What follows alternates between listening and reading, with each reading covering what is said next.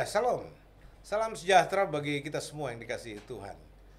Senang sekali bisa berjumpa kembali dengan saya Pastor Joshua Teuh DBS dalam program spesial Breaking News Kalam Kristus. Dan kali ini saya mendapatkan kembali kunjungan dadakan dari tamu spesial yang merupakan mata dari semua orang Pantai Costa di seluruh dunia. Ya, mereka ini adalah orang-orang dari yang namanya Pantai Costa Post. Siapa tamu spesial ini nanti saya akan perkenalkan sebentar. Namun sebelumnya saya ingin terangkan sedikit bahwa seluruh pemirsa Kalam Kristus harus tahu suasana sekarang ini memang masih hangat di sekitar perbincangan tentang Timur Tengah, konflik Palestina dan Israel. Konflik klasik yang terus saja dihembuskan dan memang terus saja asyik untuk digoreng-goreng supaya semua pihak menoreh atau meraih keuntungan dari konflik ini.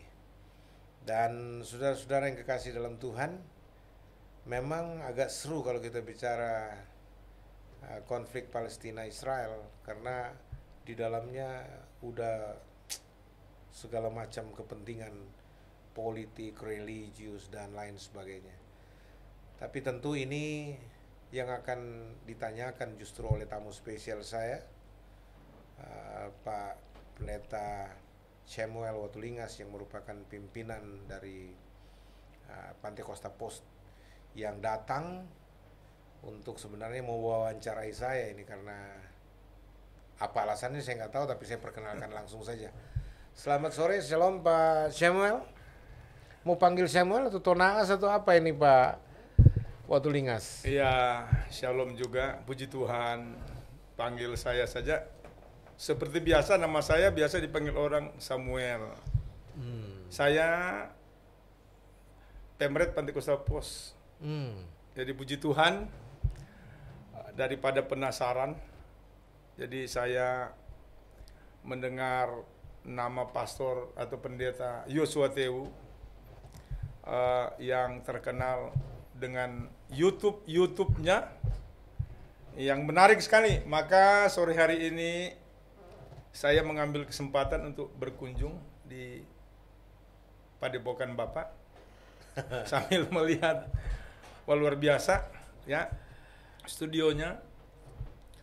Saya senang sekali dan puji Tuhan, oleh anugerah Tuhan kami dalam keadaan yang baik.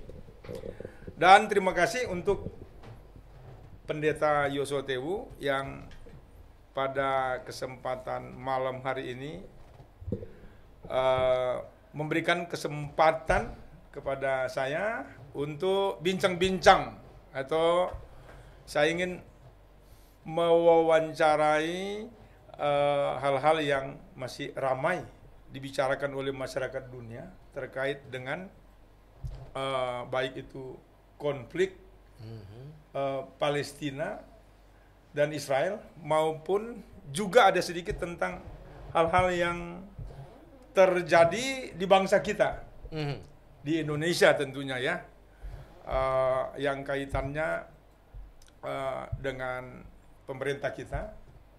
Jadi jangan hanya melihat konflik internasional dunia yang contoh yang sedang di depan mata kita, Israel Palestina. Yeah. Kemudian dilupakan juga konflik yang ada di bangsa kita.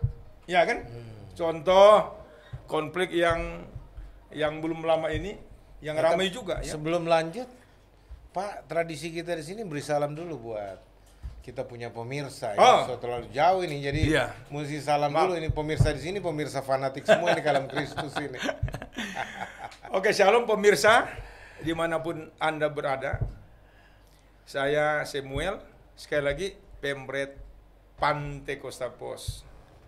Jadi sore hari ini saya datang secara khusus di Padepokan Kalam Kristus. Kalam Kristus.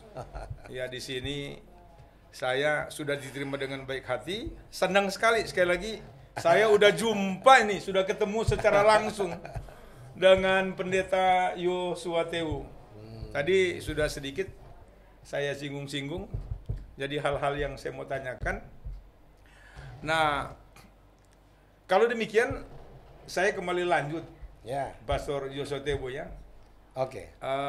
Mudah-mudahan tidak keberatan dan apa yang saya tanyakan nanti dapat diberikan jawaban-jawaban yang paling tidak kan bisa dipahami, dimengerti dengan baik oleh para pemirsa, khususnya Pantai Costa Pos dimanapun berada. Sebelum lanjut, Pak Samuel, supaya nggak mengundang kerusuhan massal di kalangan dunia persilatan para pendeta, saya harus jelaskan bahwa saya ini mantan pendeta, Pak.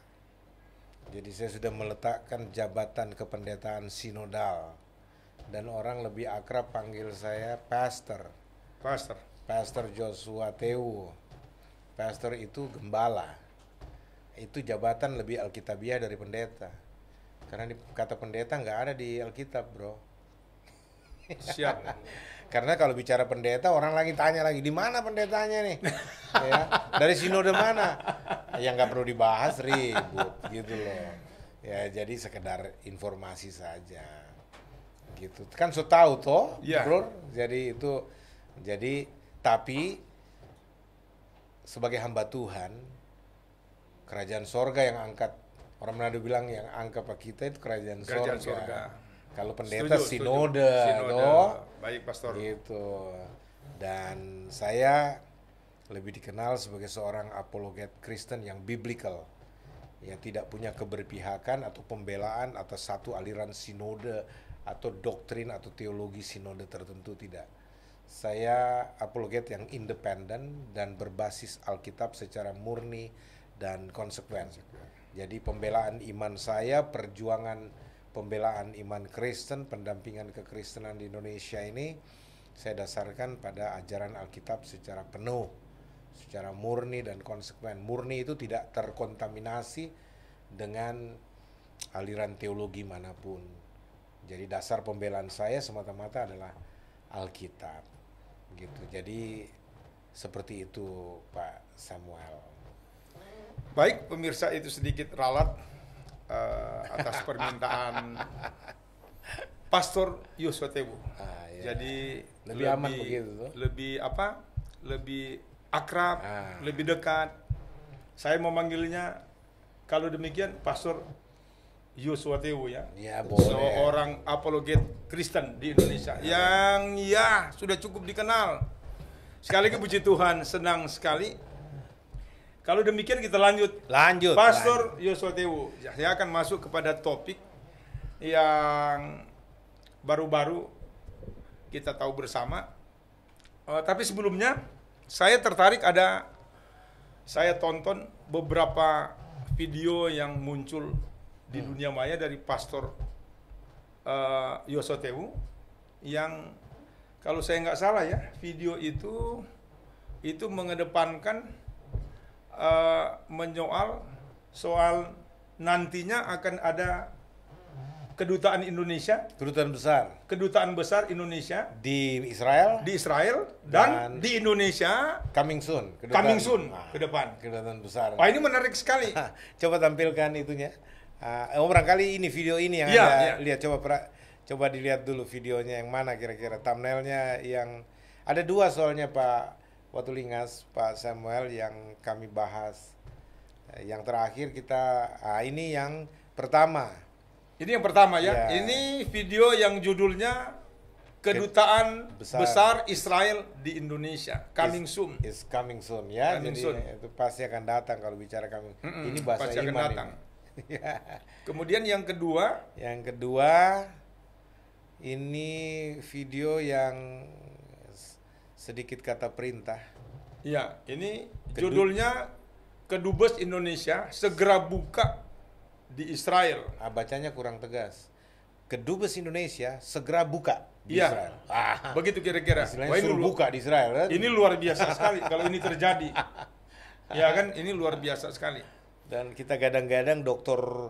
Koni Rahakundini sebagai kandidat duta besar Indonesia untuk Israel. Untuk Israel Ya. yang akan datang. Ya. Tapi sebelum kita lebih jauh ke Aha. menyinggung soal topik-topik, jadi bagaimana, apakah ini bisa ke depan bisa terjadi? Saya ingin pengen tanya dulu satu hal. Kira-kira kan menurut Pastor Yosua ini kan beberapa minggu lalu kita lihat konflik Israel Palestina ini kan muncul. Pasca kemarin kan Idul Fitri ya. Kemudian dari peristiwa itu ada pengusiran orang-orang Palestina di lokasi yang mungkin masuk ke lokasi Israel.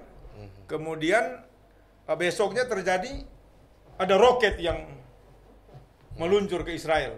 Ini memicu konflik yang kemudian ada balasan kan Ya. dari Israel ke Palestina, sehingga ada gedung yang berpencakar-pencakar langit itu juga runtuh akibat ledakan bom itu. Nah, barangkali kira-kira apa yang terjadi dengan kondisi ini? Bisa dijelaskan, Pastor Yosua? Ya, memang laporan itu multiversion ya. Tidak bisa dinafikan, laporan itu multiversi. Artinya tidak cuma satu versi. Ya, dari berbagai laporan media dalam dan luar negeri juga punya versi pelaporan sendiri. Gitu loh. Jadi ada yang mengatakan Israel duluan yang provokasi. Ada yang bilang justru Palestina duluan yang provokasi. Ya, ada macam-macam versi yang kalau saya sendiri tidak terlalu pusing soal versi. Ya, tapi soal kenyataan di lapangan, itu ternyata apalagi konteks Indonesia punya kacamata, itu terjadi keberpihakan yang sepihak gitu loh, yang betul-betul hanya membangun pelaporan sepihak. Ya, dalam hal ini pasti Israel jadi korban.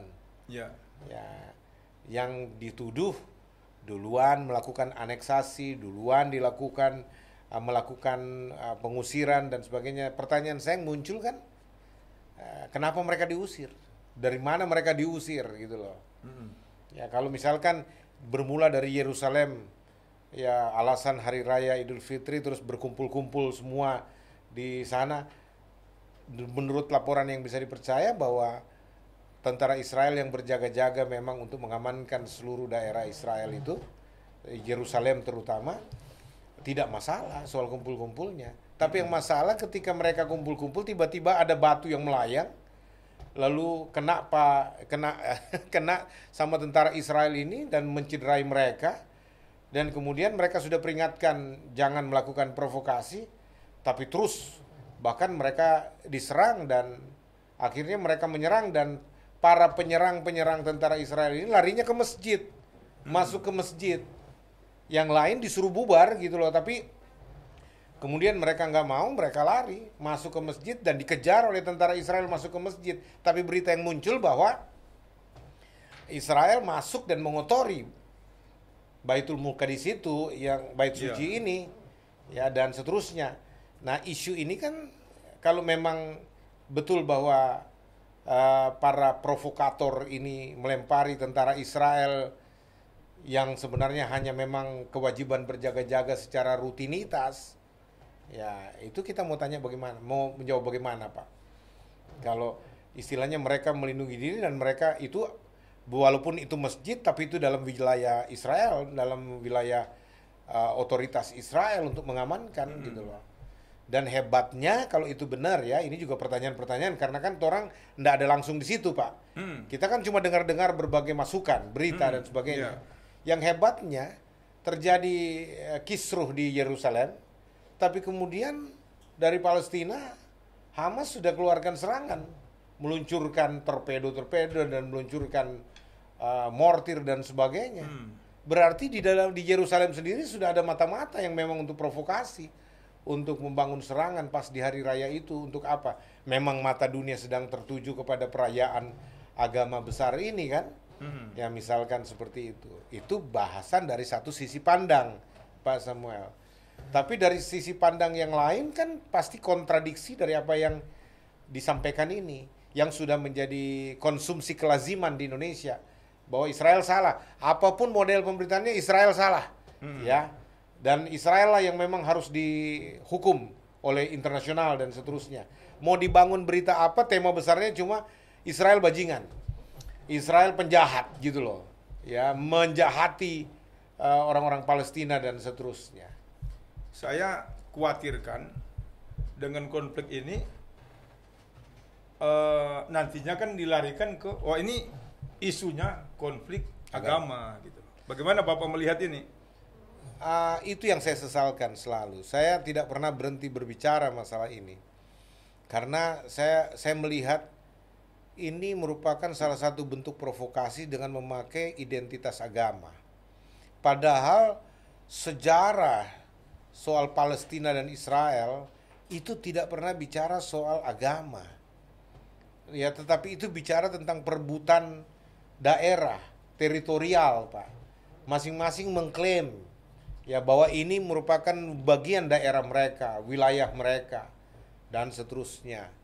Ya, sehingga karena kebetulan saja Palestina mayoritas Islam dan Israel memang itu Yahudi, ya. Tapi banyak orang nggak tahu ini, Pak. Saya lama di Israel juga, saya beberapa kali juga mendapatkan kesempatan untuk melihat secara dekat kondisi di sana itu.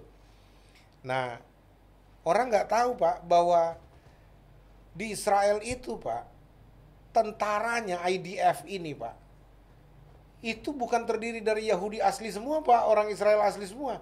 Ada orang-orang Arab yang memang sudah menjadi warga negara Israel, dan lebih dari sekedar warga negara, Pak. Mereka dipercaya jadi bagian dari militer Israel, IDF. Dan hebatnya bukan Arab Yahudi, karena Arab nggak jadi Yahudi, agama Yahudi. Ini Arab Islam, Pak. Ya, Arab Islam yang istilahnya dia beragama Islam, dia Arab, tapi dia tentara Israel. Ya, Pak. Terus waktu kita di sana beberapa kali kita dapat lihat baik perempuan maupun bahkan kalau saya nggak salah itu ya, ada tentara perempuan Arab berjilbab, Pak, tentara Israel. Nah, terus pernah saya lihat, kalau saya nggak salah saya dikasih juga video berkaitan dengan itu. Ada satu tentara Israel diwawancarai oleh reporter kita di sini atau tokoh kita di sini. Jadi kalau Anda Arab, Anda Islam, terus Anda menyerang saudaramu yang Islam, Palestina ini, dia bilang, oh tidak, saya menembak menyerang teroris. Karena bagi dia Hamas itu teroris. Palestina bukan teroris, tapi Hamasnya itu teroris. Kalau saya nggak salah begitu ininya ya. Dan dia bilang dia nggak serang orang Islam, dia serang teroris yang pakai mencatut nama agama, seperti itu. Dan dia menganggap bahwa tidak ada yang namanya saudara kalau teroris. Ya, yang namanya teroris itu bukan saudara. Betul. Ya, gitu. Nah, saudara itu adalah orang-orang yang bisa menghargai kemanusiaan. Kalau kita mau lebih lanjut bahasannya seperti itu. Jadi, memang orang-orang Indonesia ini sudah banyak terstigmatisasi tentang itu konflik agama. Ya, Islam dan Yahudi, ya. Tapi yang lebih cilaka, Kristen dibawa-bawa nih.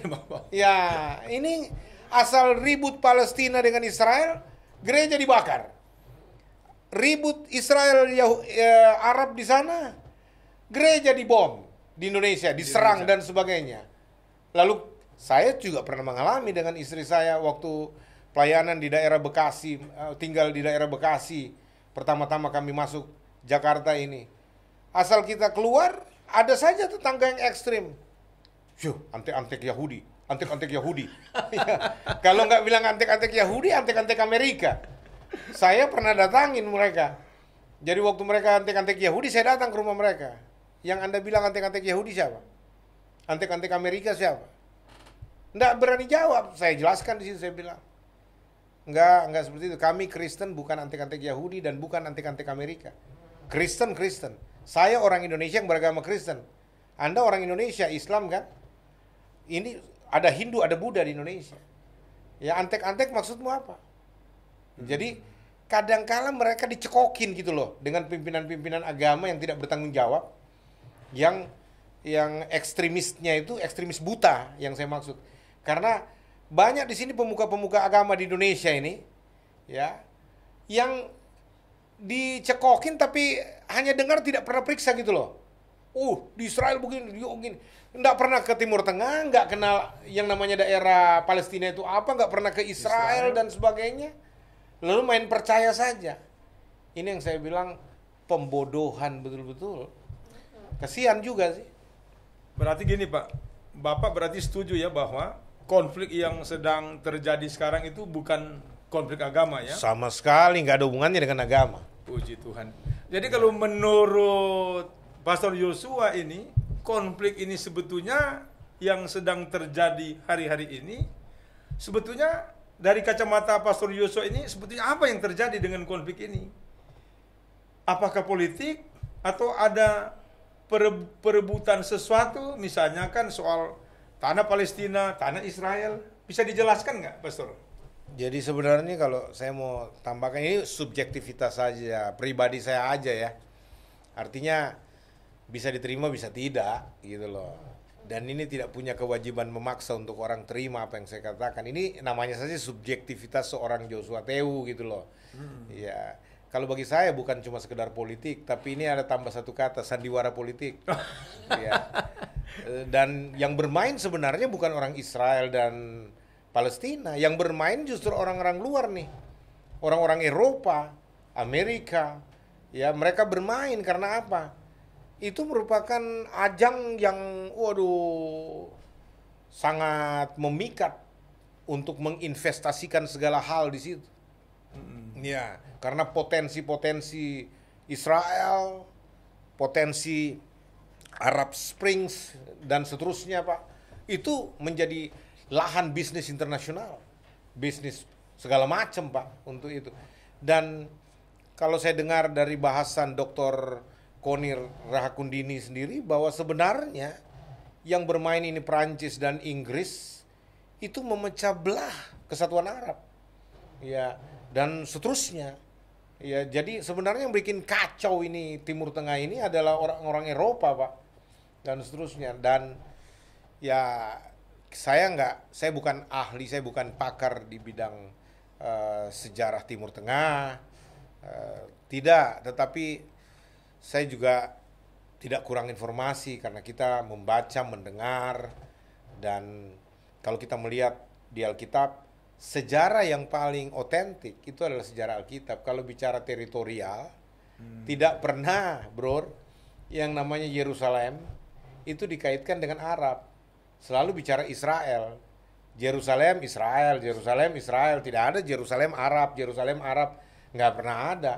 Kitab suci yang lebih dulu ada di muka bumi ini, di dunia ini, Alkitab, terutama Perjanjian Lama. Ya, itu merekord semua jejak Yerusalem dari awal gitu loh. Jadi nggak pernah dikaitkan dengan selain Israel. Seperti itu. Kalau dari historical ya, Alkitab, dari historical ya. Alkitab, biblical historical. Ya mau dibangun sejarah dari mana lagi, Pak? Ya nggak bisa seperti itu. Bahkan akhirnya klaim untuk mengakui kedaulatan masing-masing. Baik Palestina diberikan kemerdekaannya, Israel diberikan kemerdekaannya, dan kemerdekaan itu including dengan pembagian areal daerahnya. Dan Yerusalem masuk di dalam areal Israel. Nggak bisa tidak. Sementara Mahmud Abbas, presiden Palestina, menuntut, bahkan mengancam, tidak akan ada perdamaian, tidak akan ada keamanan, tidak akan ada yang namanya duduk bersama. Cuma satu syarat, Yerusalem harus kembali kepada pangkuan Palestina. Jadi klaim itu yang membuat kita ambil kesimpulan, ngapain kita berusaha memperdamaikan mereka sedangkan mereka sendiri nggak mau didamaikan, coba. Tapi itu kan sudah ada sejak tahun 48 itu kan ada perjanjian Abraham itu kan. Itu absolut, Pak. Absolut kan? Iya, bahkan Israel juga dalam hal ini tidak bisa memiliki penuh yang namanya Yerusalem atas perjanjian itu, Pak. Kenapa? Karena sudah diputuskan Yerusalem itu adalah kota internasional. Dipercayakan pengelolaannya oleh Israel. Artinya itu masuk dalam wilayah Israel dan dikelola oleh pemerintah Israel sebagai kota internasional. Tidak bisa mutlak dimiliki oleh Palestina. Israel, Pak. Israel, ya. Walaupun itu di kekuasaan Israel. Makanya kalau Anda pergi ke Yerusalem, Pak, itu masjid di sana aman. 2 masjid besar dunia itu. Istilahnya kiblat kedua dari Makkah, Madinah. Orang pergi ke Baitul Muqaddis di Yerusalem itu. Masjid Al-Aqsa, Dome of Rock. Itu aman, bahkan kalau foto Israel dari berbagai penjuru, Pak. Yang kelihatan itu kubah masjid, kubah emas masjid itu, Pak. Yang menjadi simbol Yerusalem. Coba lihat, Pak. Dan orang beribadah aman. Bahkan daerah masjid itu diberikan kekuasaan tentara Arab Palestina untuk menjaga itu. Daerah itu, tidak ada masalah. Bersama-sama dengan orang-orang Israel. Jadi lokasi itu jadi kayak semacam lokasi kedutaan besar. Ya, itu otoritas di bawah Palestina atau apa, misalkan. Saya nggak terlalu mengerti pembagiannya. Ya, tapi seperti itu kira-kira Pak Samuel. Kalau mau masuk di Masjid Al-Aqsa, tentaranya sudah beda, bukan tentara Israel yang berjaga di sekitar itu. Lain lagi tentaranya. Oke. Nah, dan semua agama di sana, Pak, dihormati, Pak. Gereja juta, istilahnya saya bilang Yerusalem itu kota sejuta gereja itu. Berbagai macam gereja ada di situ. Kenapa gereja ada di sana? Bukan karena apa-apa, tapi gerejalah yang memberikan perhatian sesuai dengan jejak Alkitab, Pak, untuk menaruh situs-situs dengan tanda berdirinya gereja di situ. Misalkan tempat kelahiran Yesus, dibangun gereja di situ. Ya, bahkan berapa belas titik sampai kepada Golgota dari Yesus disalib, dihukum, dicambuk, sampai pada dia disalibkan. Itu titik-titik itu semua ada gereja berdiri di situ, Pak. Ya. Dan itu diakui sebagai kota internasional, Pak. Nggak bisa dikuasai mutlak juga oleh Israel, tetapi itu ada dalam wilayah Israel, dan Yerusalem diakui oleh pemerintah Israel juga sebagai kota internasional. Dan terakhir memang sesuai dengan runutannya, makanya Presiden Donald Trump berani memindahkan dari Tel Aviv ke Yerusalem, karena yaitu berdasarkan multi nasihat dari berbagai pihak, Pak, termasuk non-Israel, non-Islam, non-Kristen, non-Yahudi.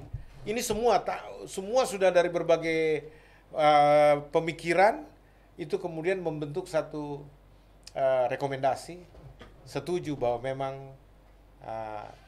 lebih ideal, lebih pantas yang menjadi ibu kota dari Israel adalah Yerusalem. Yerusalem.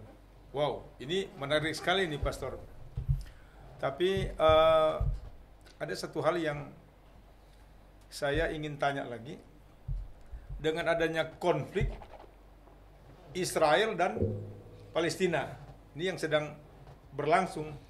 Nah, kemudian tadi di awal sudah kita singgung, apa hubungannya dengan Indonesia yang akan membuka kedutaan besar hubungan diplomatik kedutaan besar Indonesia di Israel. Dan ini menarik. Bisa dijelaskan nih, Pastor? Pasti bisa. Sangat menarik karena begini, Pak Samuel. Kita ini katanya ingin sekali membela Palestina. Ingin sekali meminta supaya Israel berhentilah, tanda kutip, menganiaya saudara kami orang-orang Palestina. Ini bahasa-bahasa orang Indonesia ini, baik bahasa resmi pemerintah, baik bahasa resmi media, media TV, media apa saja, selalu bicara Palestina itu saudara kita katanya. Walaupun dipertanyakan saudara dari mana gitu loh. Ya, kita ini orang Asia, orang Arab gitu loh. Mana ada Arab dengan Asia. Betul. Ini. Ya, dan kalau bicara Palestina Islam, tidak semua Islam.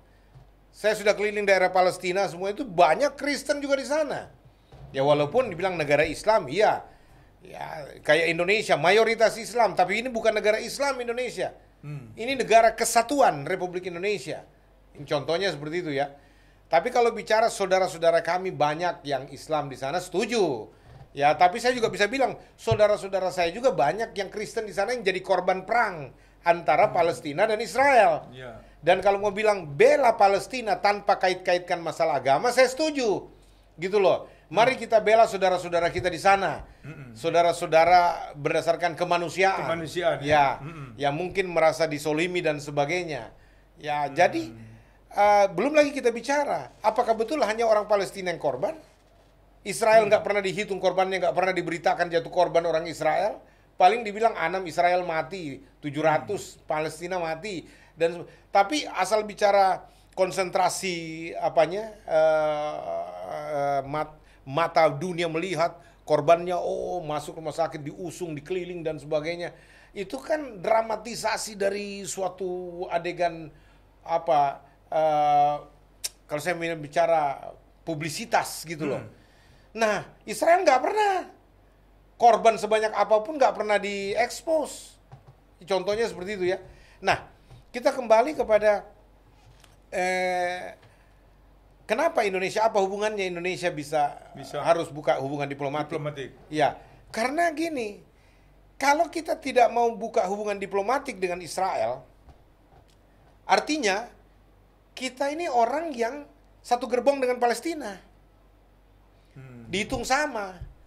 Jadi bagaimana di pihak musuh mau nasihati Israel yang dimusuhi? Coba bro, misalkan Anda berdua dengan Pak Yusak, kita bermusuhan nih. Terus Anda minta berhenti dong. Ya, jangan serang-serang saya punya teman ini. Ya. Saya akan bilang, ya karena kau temannya. Jadi seenaknya kau nggak mau tahu saya kenapa melakukan itu. Saya juga orang yang diserang dan seterusnya misalkan. Tapi coba dia berdiri netral dalam pengertian dia membangun hubungan dengan saya seperti membangun hubungan dengan Palestina, membangun hubungan dengan Israel dan lain sebagainya. Nah, dia punya hak independen. Bahkan di PBB punya hak veto istilahnya, kalau istilahnya mau bicara. Ya, saya misalkan Israel, kita sama-sama anggota PBB. Dia bisa nasihati Israel, Indonesia bisa nasihati Israel. Tapi kalau tidak ada hubungan diplomatik, tidak ada hubungan kerjasama antara kedua negara, mau nasihati apa? Kita nggak dianggap sama sekali gitu loh.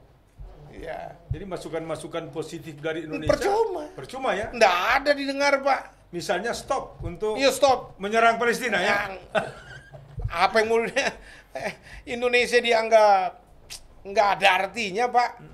Kalau karena tidak punya hubungan diplomatik itu ya? Nggak dengar. Istilahnya Israel ini, jangankan Indonesia, Amerika aja kadang-kala nggak didengar kalau tidak menyesuaikan diri dengan apa mereka punya kebijakan, apalagi berkaitan dengan keamanan masyarakat Israel tuh.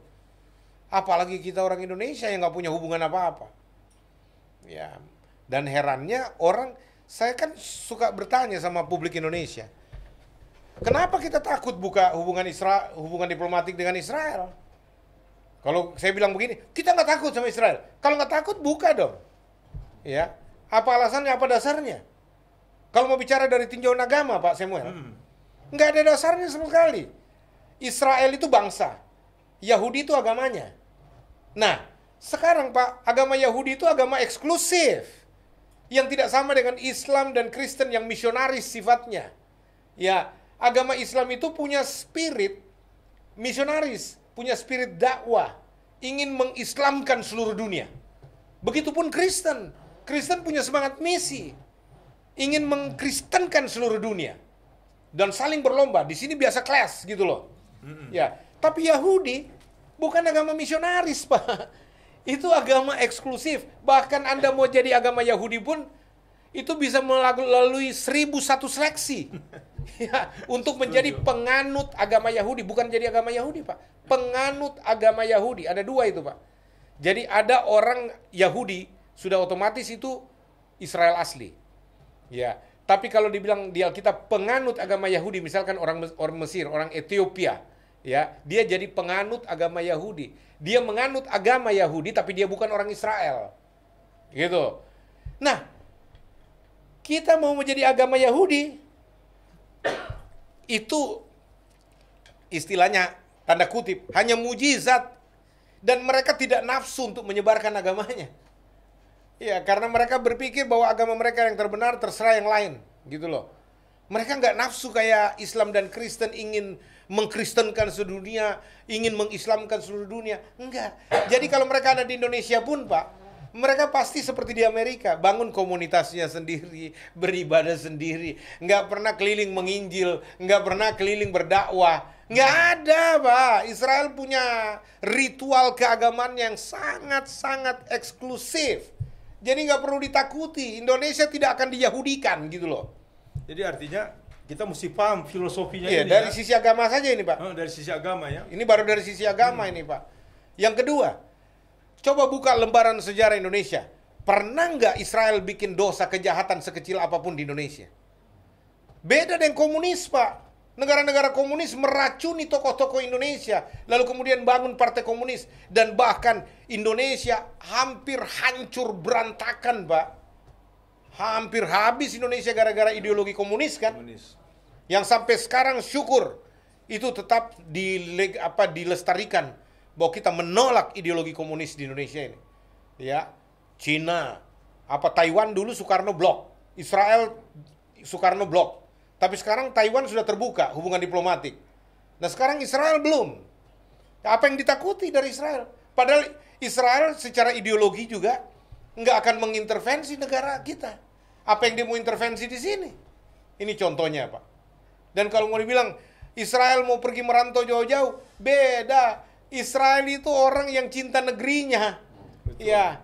Anda mau tawar berapa juta dolar pun untuk menurut mereka jadi warga negara Indonesia, nggak mau mereka. Mereka punya negeri itu negeri sorga bagi mereka, apalagi Yerusalem mereka. Negeri mereka itu ibadah, cuma itu aja. Ya, mau bilang apa, Pak?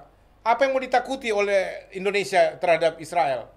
Terus orang-orang Indonesia, Pak, kalau pergi ke Israel nih, misalkan taruhlah studi banding di sana. Dr. Koni Rahakondini sudah rasakan itu. Dia Islam, utusan Indonesia, resmi, dilayani dengan terhormat, VVIP, dikawal dan sebagainya. Dan banyak sekali, termasuk Gus Dur, adalah orang yang amat sangat merasakan perhatian, kasih, cinta orang Yahudi kepadanya. Yang ditahu betul Islam yang benar-benar totok gitu ya. Tapi sangat dihormati, dihargai dari Indonesia.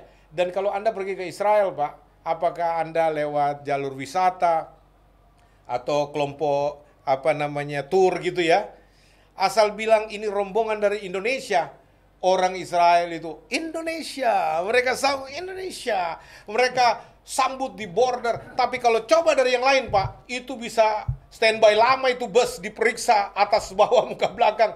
Tapi kalau Indonesia masuk, Pak, mereka sambut dengan cara yang luar biasa, Pak. Gitu. Itu tanda orang Israel sebenarnya sayang orang-orang Indonesia, diperlakukan sangat baik, Pak, dan banyak orang Israel belajar bahasa Indonesia, Pak. Yang makanya saya bilang mereka kental bahasa Indonesia, itu kental sekali. Mereka kuasai 4 bahasa nih. Arab, Ibrani, Inggris, Indonesia.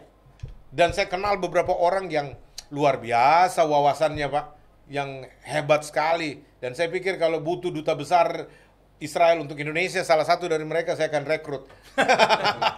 Ini menarik sekali nih, Pastor Joshua. Jadi ini kajian dari Bapak ini mudah-mudahan bisa didengar oleh pemerintah Indonesia tentunya. Iya, dan saya sudah bilang sebelum, satu tambahan lagi, Pak. Catatan kita, tidak pernah ada orang Israel, istilahnya dalam laporan manapun, Pak, itu mengkriminalisasi orang Indonesia, menjahati, membuli dan sebagainya. Tapi Arab, Pak, sudah menjadi rahasia terbuka, Pak. TKI kita itu hancur-hancuran di Arab, Pak, diperkosa, dibunuh, dihajar, Pak. Orang Indonesia ini, Pak, di Arab habis-habisan, Pak, disetrika, disiram air keras. Kejahatan yang luar biasa dilakukan oleh orang-orang Arab terhadap Indonesia. Coba pikir, Pak. Israel nggak punya catatan kriminal apapun terhadap kemanusiaan orang Indonesia. Ya. Nah, kenapa orang-orang Arab dibuka begitu lebar pintu hubungan diplomatik? Padahal ada negara-negara yang tidak punya kontribusi apa untuk kemajuan Indonesia. Negara-negara Arab tertentu yang tidak punya kontribusi apa-apa, tidak ada yang dapat dijual dari negara itu untuk Indonesia. Nggak ada sedikit pun manfaat untuk buka hubungan diplomatik dengan salah satu negara Arab tertentu misalkan. Tapi dibuka, diberikan fasilitas orang Indonesia. Coba lihat. Yang Israel, kalau kita buka hubungan diplomatik, Pak, berjuta manfaat kita akan dapatkan dalam hubungan diplomatik kita dengan bangsa ini. Contoh apa kira-kira itu? Waduh, Pak, teknologinya, Pak. Bayangkan, Pak, itu daerah padang gurun, Pak, padang pasir gitu loh. Tapi mereka bisa bikin air dari udara. Karena dari tanah tidak ada air. Contohnya, mereka bikin udara dari air, coba. Air dari udara. Mereka punya mesin-mesin yang mengolah itu udara apa semua itu menjadi air, Pak. Dan air langsung bisa diminum, nggak perlu pakai proses yang lain lagi. Itu contoh kecil. Itu contoh kecil. Terus pertanian, Pak. Perkebunan. Di padang pasir, Pak. Ini pasir, batu-batu cadas, Pak. Mereka bisa menghasilkan buah yang jauh lebih segar, lebih manis. Dorang punya jeruk-jeruk itu, Pak. Itu yang dibilang, aduh, kacang saja sebesar, waduh, kita punya kacang di sini katanya tanah subur. Ya, buang tongkat jadi tanaman. Kus plus. Tapi kacang sekecil-kecil begini, Pak. Coba, di sana kacang besar-besar begini, Pak. Ini contoh saja ya. Pertanian mereka itu seluruh dunia. Mereka ekspor buah, Pak. Buah terbaik kelas 1 VVIP sedunia. Mereka ekspor seluruh dunia, Pak. Itu contoh, Pak. Ya, belum lagi teknologi yang lain, Pak. Dan semua orang bisa pakai komputer sistem ini semua. Ini peralatan ini dari Israel semua ini, Pak. Ini luar Internet, biasa sekali. Microsoft. Luar biasa sekali, Pastor ya. Luar biasa. Saya tidak bisa bayangkan, waduh, makmurnya Indonesia ke depan. Aduh, Pak. Kalau terbuka hubungan diplomatik ini ya. C.P. Hakim bekas Kasau itu. C.P. Hakim, Jenderal C.P. Hakim itu bicara. Nggak ada yang nandingin. Amerika sebesar itu saja belajar tentang pertahanan perang dari Israel, coba. Sistem mata-mata Israel, siapa yang mau kalahkan di dunia? Mata-mata Israel bisa jadi presiden di negara lain, coba, Pak. Sistem spionase loh. Ini kita bicara Mossad. Belum lagi kita bicara yang lain-lain, Pak. Di dunia hanya ada satu negara bangsa yang punya yang namanya Laut Sea. Laut air asin itu. Apa namanya? Dead Sea. Ya. Itu waduh, itu pusat obat sedunia, Pak. Itu seluruh dunia membuka perusahaan farmasi di situ, Pak. Pabrik-pabrik untuk mengolah, meneliti garam dari Laut Mati. Dead Sea Scroll itu, Dead Sea ya, Laut Mati itu. Ya, dan itu masalah kecantikan, kosmetik. Itu dari situ semua, Pak. Obat-obat, farmasi, Pak. Ya, itu salah satu, salah dua, salah tiga dari kecanggihan Israel, Pak. Ini luar biasa sekali nih, Pak. Ini ada seorang rohaniawan, Pastor Yosua Tewu, yang penuh dengan hikmat Tuhan. Ya, ini kan masukan ya, masukan ke pemerintah Indonesia. Jadi saya yakin kalau pemikiran yang jenius ini, yang positif, didengar oleh Presiden kita Jokowi, lantas dikaji secara sistematis, Bapak yakin nggak itu? Kira-kira ke depan, kan di video saya sudah bicara, Pak Jokowi beranilah, Pak, buka aja, Pak. Bapak akan meninggalkan sebuah legacy di dalam masa kepemimpinan Bapak itu. Di zaman Bapak lah terbuka hubungan diplomatik dengan Israel. Dengan itu Bapak membuka segala pintu berkat untuk Indonesia yang lebih luas lagi. Dan saya bilang, bro, ini subjektivitas saya gitu loh. Indonesia akan terlepas dari salah satu ikatan yang selama ini belum bisa dibuka. Ya, apa itu, Pak? Ikatan kebodohan, ketololan. Ya, kalau sampai tidak mau terus buka hubungan diplomatik, Indonesia tetap tinggal dalam kebodohan, ketololan, kedunguan. Rocky bilang dungu, gitu loh. Karena apa? Yang kita katanya mau dukung Arab aja bangun hubungan diplomatik dengan Israel kan? Betul. Ini, aduh, jangan ngaco lah kita. Fanatisme buta dibangun di Indonesia. Orang-orang Arab itu yang katanya pusat religiusitas Islam sedunia saja, bangun hubungan diplomatik yang indah, akrab sama Betul. Israel. Kita yang jauh dari Timur Tengah cuma dengar-dengar konflik. Bodoh sekali kita nggak mau buka. Saya mau kasih lihat, bodoh sekali kita, tolol sekali kita orang Indonesia kalau nggak mau buka hubungan diplomatik sama orang-orang Israel. Ini kita sambil binci Sadikin. Haleluya. Puji Tuhan. Karena kita doa sudah ke depan. rasakan manfaatnya. Aduh, luar Betul. biasa sekali, Pak. Jadi mudah-mudahan Ekonomi, ini- belum ekonomi. Iya. Siapa nggak mau mengakui itu otak-otak ekonom dunia yang menguasai dunia ini? Aduh, Pak, luar biasa. Kesehatan juga. Apa lagi, Pak? Teknologi kesehatan. Mau disangkalin apa gitu loh. Yang nggak masuk akal, Pak.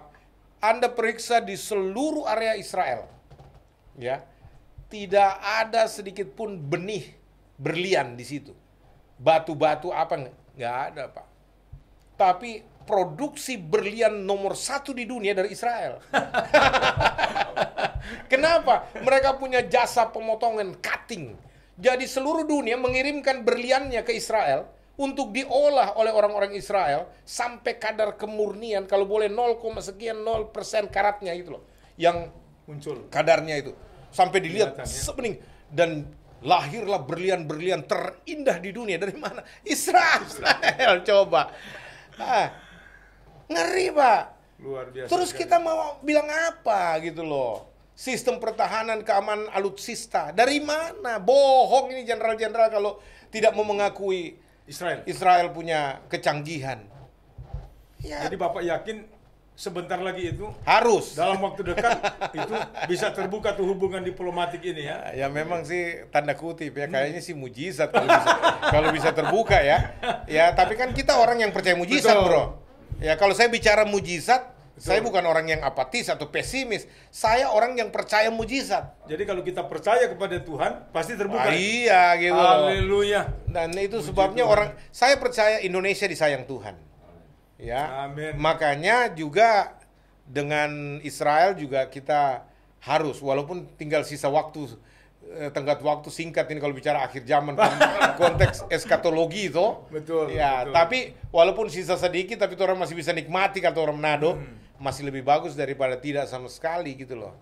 Kiamat dunia kita belum pernah merasakan hubungan yang baik dengan Israel. Baik, Pastor. Jadi tadi saya sudah cukup mendengar banyak soal Palestina dan Israel. Menarik sekali. Dan ini fakta. Ya. Mudah-mudahan kita Indonesia, ya kan, jangan juga terfokus ke situ. Jadi kita juga mesti melihat di bangsa kita ini ada masalah-masalah besar yang terjadi di depan mata kita. Nah, pertama ada soal pembunuhan orang-orang yang beragama tentunya, yang Orang-orang Kristen. orang-orang Kristen ya, di Poso. Mhm. Ada 4 ke 6 ya. Sebelumnya di Sigi. Sebelumnya di Sigi. Ya. Kemudian di Lore Utara ya. Ya. Ada 4 yang dibunuh oleh Ya. teroris. Kemudian juga ada teroris-teroris di Papua nih. Papua, sebelumnya Makassar, Sebelumnya peledakan Makassar. gereja Makassar. Nah, jangan sampai kan kita fokus melihat konflik di Timur Tengah, kemudian kita lupa dengan konflik yang terjadi. Nah, kira-kira menurut Pastor, apa kira-kira yang apa bisa disampaikan kepada pemerintah ini? Makanya saya bilang, halo, apa kabar Sigi, Poso, Makassar, dan Papua? Ya, mempertanyakan keseriusan Presiden dan Kapolri dan Panglima TNI dalam mengatasi kasus-kasus intoleran di tanah air tercinta Indonesia Jaya ini. Ya, jelas dong. Kita pertanyakan, Pak. Ya, karena berita yang muncul selalu Satgas sudah berbulan-bulan, kemudian diem, kita nggak tahu hasilnya apa. Ya, terus kasus pemancungan kepala, ya warga Poso, misalkan, yang notabene kebetulan nggak kebetulan orang Kristen. Selalu yang korban dibunuh, dibantai orang Kristen gitu loh. Kalau toh bilang itu teroris, ya sekali-sekali teroris jangan bunuh orang Kristen. Islam kek dibunuh, Hindu kek, Buddha cari, acak aja gitu loh. Tapi ini kok sasarannya Kristen melulu yang dibunuh gitu loh. Ya ada apa gitu. Nah, saya mau katakan ini sama sekali bukan mau provokasi apapun, nggak ada urusan provokasi ini. Fakta di lapangan berbicara kok seperti itu. Ya terus teroris-teroris yang ada di sini beda dengan teroris di luar. Kalau teroris-teroris di luar antar negara, misalkan negara-negara ini, dia nggak pusing mau itu penduduk apa. Kalau dia mau bicara dengan pemerintah, menarik perhatian pemerintah setempat, dia teror, dia hajar semuanya yang nggak peduli dia agama apa, dia agama apa. Di Indonesia lain, terorisnya pilih-pilih gitu loh. Dia cari orang khusus. Ya? Ini cari Kristen aja, Kristen bantai gitu loh. Kan nggak lucu gitu loh. Ya, tapi saya mau katakan bahwa kayaknya sih emang sudah begitu ya. Ya, ini kelakuan teroris-teroris yang ya kita semua sudah tahu lah. Cuma kan sekarang persoalannya bagaimana sistem sekuritas warga kita.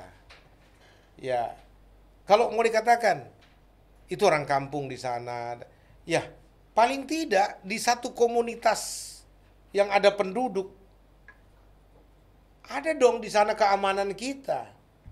Ada dong polisi dan barak-barak militer, TNI lah, walaupun beberapa secara bergantian kan.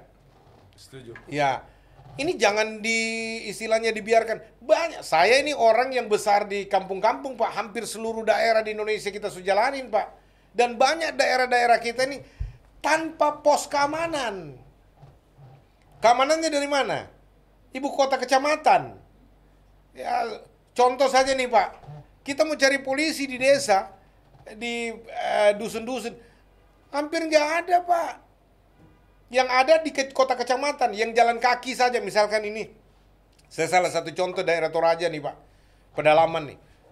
Itu kadang-kala kita jalan kaki ke kota kabupaten, ke kota kecamatan, jangan kota kabupaten, kota kecamatan aja kalau nggak bisa jalan bisa satu hari, satu malam Pak, jalan Pak. Keluar hutan, masuk hutan baru ini. Nah terus nggak ada keamanan Pak.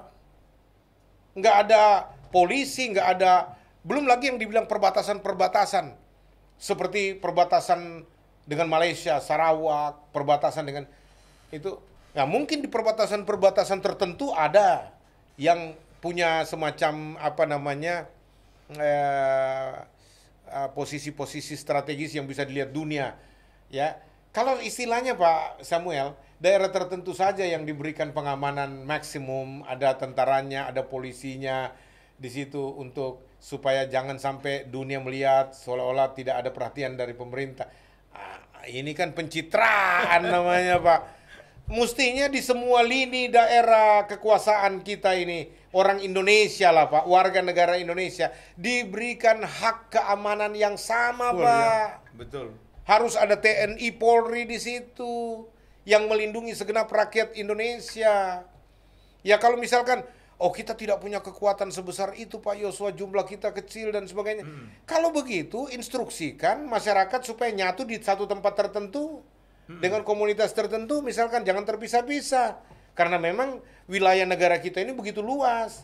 Tapi untuk kasus Poso kan, kasus Poso kan sudah kirim pasukan khusus TNI kan? Kalau sudah terjadi. Iya, kalau tidak ada kejadian kan nggak ada keamanan. Nanti sudah ada kejadian. Sudah ada kepala lepas dari leher baru terjun. Kalau berapa? Ini kata orang Pak. Saya juga cuma kutip-kutip, benar apa enggak. Saya juga belum pernah di daerah Sigi gitu loh. Memang jujur daerah Sigi saya belum pernah masuk Pak. Yang baru-baru ini kan di Lore Utara itu Pak. Iya di Yang daerah empat orang Kristen tuh yang dibantai itu sama teroris. Nah itu Ini dia. baru minggu kemarin. Orang kan? Toraja lagi. Silakan Pak. Jadi menurut Bapak ke depan ini seperti apa sebetulnya sikap pemerintah yang berkaitan dengan teroris atau pembantaian orang-orang yang dipotong kepalanya? Apa kira-kira saran Bapak ke Iya, mestinya Presiden, Kapolri, TNI, atau bahkan pemuka-pemuka agama kita di sini kan, ya rame-rame dong bicara mengutuk teroris ini kan. Oh, jadi perlu ada statement ya Iya, secara nasional. kalau Israel dikutuk, coba, yang tidak ada hubungannya dengan kita. Ini yang hubungan langsung. Warga negara kita dibantai oleh teroris, nggak ada pernyataan terkutuk, kami mengutuk teroris. Nggak ada kutukan keluar buat teroris itu. Makanya teroris merasa diberkati di Indonesia karena nggak pernah dikutuk. Dikecam lah ya. Itu kalau terkutuk Ini kan, contoh, ini contoh aja. bahasa politik publik Indonesia yang suka ngutuk-mengutuk. Padahal sebenarnya saya bukan menganjurkan, justru saya katakan di video-video saya, Pak Jokowi janganlah mengucapkan statement-statement mengutuk. Gitu. Bahkan teman-teman yang mengatur redaksional skrip presiden untuk pidato, janganlah masukkan kata-kata kutuk. Ya kayaknya bagi kita nih ndak cocok mengutuk-ngutuk gitu loh. Ya, tapi misalkan kata mengecam atau amat sangat menyesalkan ya dan sebagainya. Prihatin. Ya, prihatin. Ya. Hal yang sama kalau misalkan kita mau pakai memang pantas dikutuk Israel. Nah, saya pertanyaan, apakah nggak pantas mengutuk teroris Indonesia? Ya, teroris yang ada di Indonesia. Ya, layak, mereka lebih layak dikutuk 7 kali dalam sehari.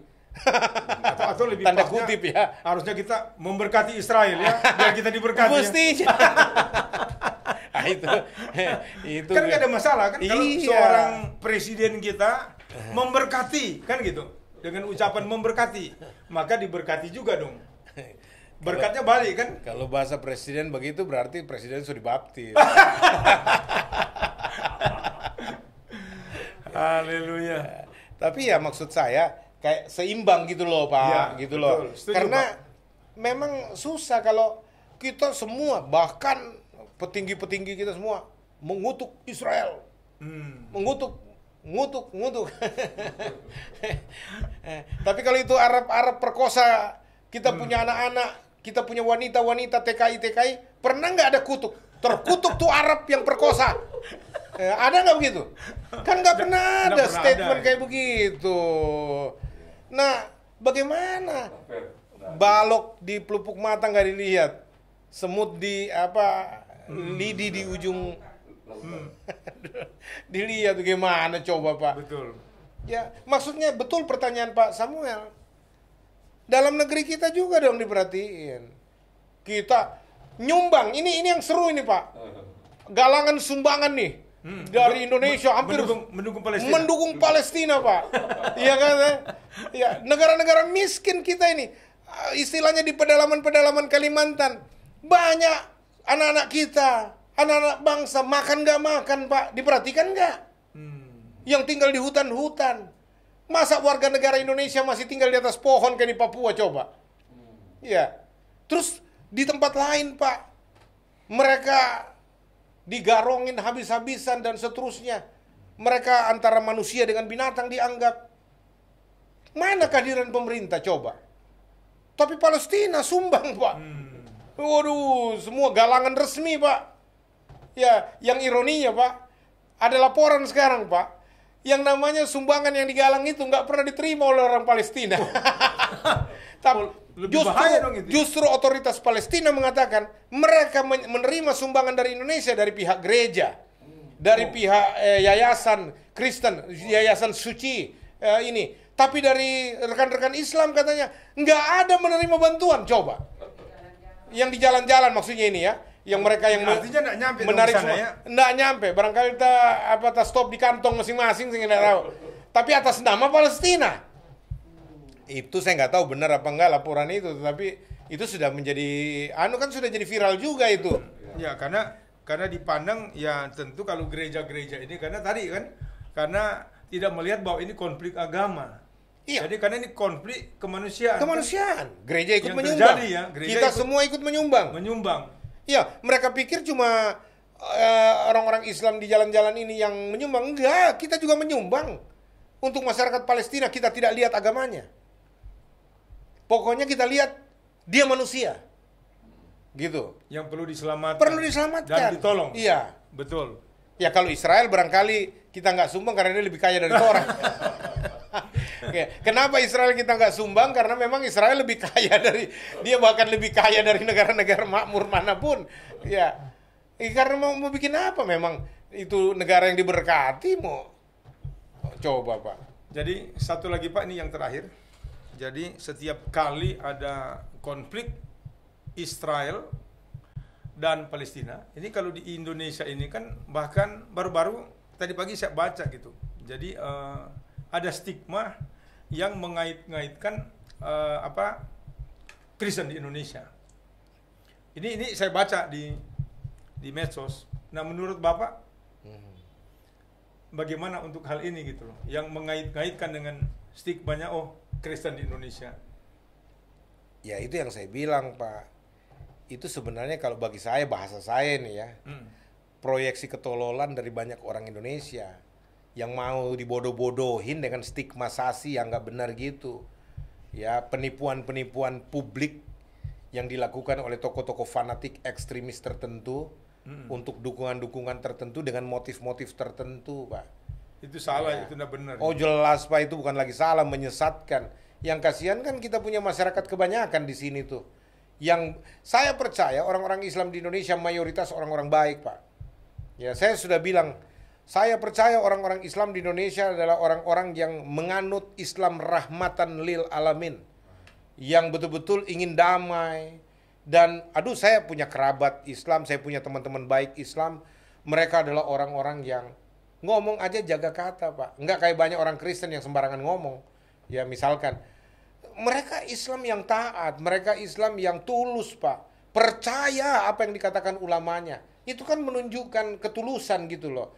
Yang percaya, yang menyalahgunakan kepercayaan ini adalah orang-orang, ulama-ulama atau pimpinan-pimpinan agama, baik dia Islam atau non-Islam dan seterusnya, yang menyalahgunakan kepercayaan dengan membangun isu menyesatkan gitu loh. Dan budaya Indonesia ini kan budaya cium tangan gitu loh. Budaya yang istilahnya yakinlah apa yang Bapak bilang kami percayai itu benar. Padahal kita tahu ternyata kan sekarang dengan media sosial yang begitu terbuka banyak sekali ini ulama-ulama termasuk di Kristen juga yang ada ular-ular gitu loh.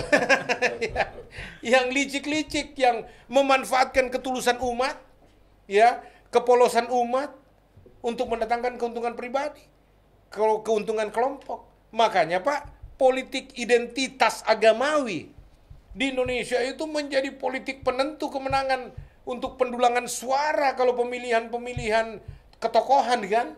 Nah, ini yang saya bilang, jangan mainkan politik identitas agamawi di kancah politik internasional. Jangan. Karena apa? Kita nanti diketawain oleh dunia. Kalau politik identitas agamawi itu bermain di Indonesia dan subur dan menuai sukses yang memainkan itu, Pak. Tapi walaupun masyarakat Indonesia sekarang sudah mulai cerdas, Pak, gitu kan. Tapi memainkan ini di kancah politik internasional, aduh, itu nggak relevan, Pak. Itu sama dengan membawa teologi apologetika abad Jisamsu 234 ke abad 21. Haleluya. Jadi cukup panjang lebar kita bicara. Kita punya kemauan supaya Pak Presiden yang terhormat, terkasih dan tersayang dengan Kapolri kita yang kami sangat banggakan dan juga Panglima TNI, tegakkan keadilan Pak, ya, jaga masyarakatmu tanpa pandang bulu agama. Bahkan saya suka bilang begini Pak Samuel, saya berharap seluruh instansi pemerintahan, mulai dari instansi kepresidenan, lembaga-lembaga tinggi negara termasuk DPR, MPR, kementerian-kementerian, kantor-kantor gubernur, semualah ya, dan pokoknya sampai ke bawah. Saya berharap semua instansi ini tidak boleh beragama. Ya. Jangan beragama. Apalagi kepolisian. Polri tidak boleh beragama. Polri mestinya ateis, tidak beragama. Ya. Karena kalau Polri sudah beragama, akan berpihak, gitu loh. Ya, artinya anggota Polri harus orang beragama, tapi lembaganya jangan beragama, gitu loh. Termasuk kejaksaan, kehakiman. Tapi survei membuktikan di lapangan, lembaga-lembaga negara ini kadang-kala lembaga beragama. Ya, dibawa. Jadi ini kejaksaan agama, ya, ini kehakiman agama, gitu loh. Karena apa? Itu yang ini contoh saja nih Pak. Ini jadi teringat nih saya Pak. Ya, maklumat Polri, kejar Joseph Paul Sang. Ya, maklumat, bahkan Kapolri sampai mengeluarkan maklumat, kejar sampai kemanapun. Tangkap Joseph Paul Sang. Joseph Paul Sang ya. Ya. Saya nggak pernah dengar dari mulut Kapolri saya yang tercinta, tersayang, terkasih, tangkap Yahya Waloni. Padahal saya mau sekali keluar dari mulutnya Pak Polri itu. Iya toh? Tangkap Yahya Waloni. Dan tangkap semua penista agama. Tanpa pandang bulu dari agama manapun dia. Kalau menistakan agama-agama yang ada, yang resmi diayomi di negara, tangkap mereka. Buat efek jerah. Supaya belajar menghormati satu dengan yang lain. Kalau saya Kapolri Pak, saya nggak kasih ampun. Jadi biar hukumnya sama ya. Harus sama Di saya. mata masyarakat Indonesia. Di antara masyarakat. Jangan cuma karena mayoritas lalu kemudian didahulukan persoalan dan diabaikan kalau dia melanggar hukum. Jangan dong. Nggak bisa, apalagi ustadz-ustadz model Yahya Waloni ini ustadz yang mempermalukan Islam sebenarnya. Oh, jadi menurut Bapak itu penista agama jelas. Penista, bukan lagi penista agama ini, teroris agama ini. Yahya Waloni ini teroris agama ini. Dia statement terbuka, dia bilang loh, saya bukan cuma melecehkan agama Islam supaya ngoni tahu, memang kita mau kasih ancor ini. Agama Kristen maksudnya. Ya, dia bilang, saya bukan cuma menistakan Kristen dengan Bibelnya, tapi memang saya mau kasih hancur itu agama. Bagaimana orang sudah bicara seperti begitu di muka publik ini? Ya. Itu jelas-jelas. Oh, jelas-jelas. Ya. 1001 konten kalau mau cari tentang Yahya Waloni dengan banyak penista-penista. Yang paling banyak ini penista dari Kristen ke Islam pindah, yang mualaf-mualaf ini, yang memang dia mulu-mulu neraka semua ini, mulut-mulut setan kalau saya bicara ini. Penista-penista. Tapi sampai sekarang nggak ada penista dari Islam bisa dibesuk di penjara. Nggak ada Pak. Saya tuh mau ada satu kayak gitu lah, kita pergi besuk gitu loh. Ya, ya. Nggak ada. Tapi coba Pak, cuma larang saja toa masjid bunyi langsung penjara itu ibu di Meliana itu. Meliana ya. Coba mau apa lagi? Saifuddin Ibrahim itu Masuk penjara ya. boleh dikata videonya disebar orang dia nggak tahu. Ya. Dan Ahok itu paling telanjang bulat itu kan istilahnya. Mau bilang apa coba Pak? Makanya saya bilang ya bahwa kalau bicara menegakkan hukum di Indonesia ini tegak lurus. Jadi giliran Paul Chang kejar, tangkap. Tapi sampai hari ini faktanya kan nggak bisa ditangkap kan? Ya, ya itu urusan dia, makanya saya bilang kalau nggak mau kehilangan muka jangan buat statement yang macam-macam ini yang nggak bisa dipertanggungjawabkan. Artinya kalau saya sih warga negara Indonesia, saya menuntut keadilan dong. Iya. Saya setuju Paul Sang ditangkap. Oke. Amin. Karena menurut konteks Indonesia dia menistakan agama Islam dan bukti sudah banyak sekali. Setuju. Orang-orang Islam juga merasa sangat dilecehkan oleh kegiatan Paul Sang. Walaupun dia sahabat saya sudah bicara sama dia juga. Ya. Jadi saya beberapa kali sama-sama dalam satu talk show misalkan, walaupun dia ada di Jerman, dia pernah minta saya jadi narasumbernya. Ya. Tapi di sisi lain saya juga tuntut dong. Itu Yahya Waloni. Iya. Terus yang lain-lain yang penista-penista agama itu banyak sekali yang menistakan kayak Yohanes Kainama, Paulus Xiao dan lain-lain. Saya nggak mau sebut-sebut nama-nama karena tapi itu sudah banyak sekali Pak. Ya. Yang memang waduh terang-terangan. Sampai saya pernah bercanda tapi agak sedikit gemas sama salah satu ustadz, dia sudah almarhum, teman debat saya juga, Insan Moko Ginta, almarhum tuh. Oh, iya. Iya, saya diundang ke pesantren dia untuk memberikan ceramah kristologi.